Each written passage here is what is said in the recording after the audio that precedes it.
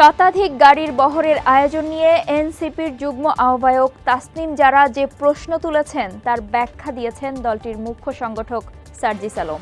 25 March সার্জিসকে উদ্দেশ্য করে জারার পোস্টের কিছুক্ষণ পরই ফেসবুকে খোলা চিঠিতে জবাব দেন ছাত্রনেতা। দর্শক, এই নিয়ে এখনকার টিভিএস নিউজ আপডেটস আপনাদের সঙ্গে আছি আমি রুকাইয়া জহির।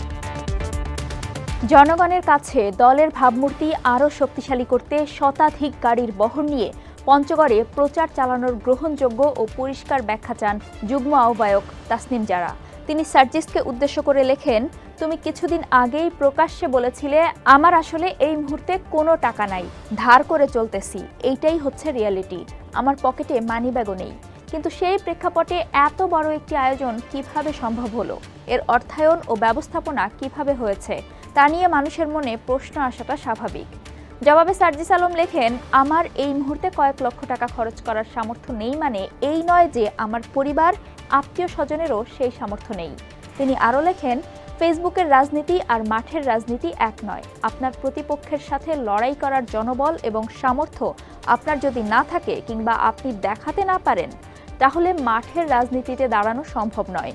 অন্য নেতা তো দূরের কথা, সাধারণ জনগণও আপনাকে গোনায় ধরবে না, কারণ মানুষ স্বভাবতই ক্ষমতামুখী। এ অবস্থায় আগামী নির্বাচনে জয় পেতে কী কৌশল নিতে হবে তারও ব্যাখ্যা দেন সার্জিস আলম। তিনি লেখেন, আমাদের যেমন নতুন বন্দোবস্তের দিকে যেতে হবে তেমনি মাঠের রাজনীতিতে টিকে থাকার জন্য পূর্বের যেই বন্দোবস্তগুলো চাইলেই এখনই ছুঁড়ে ফেলা সম্ভব নয় সেগুলোকেও পাশে রেখে আপাতত চলতে হবে।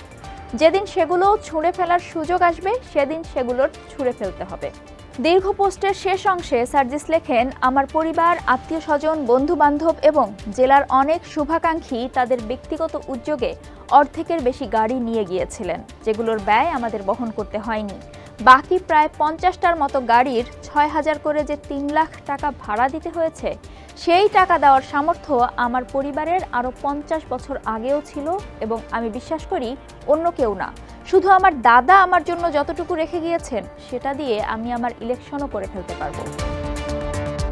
রাজনৈতিক দল গঠনের পর 24 মার্চ প্রথমবারের মতো নিজ জেলা পঞ্চগড়ে যান সার্জিস আলম।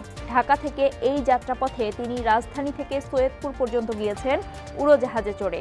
বাকি 100 কিলোমিটার পথের মধ্যে অর্ধেকটা পাড়ি দিয়েছেন শতাধিক গাড়ির বহর নিয়ে। দর্শক, এ ছিল এখনকার টিভিএস নিউজ আপডেটস। সাম্প্রতিক ঘটনাবলী সম্পর্কে আপডেটেড থাকতে চোখ রাখুন টিভিএস-এই।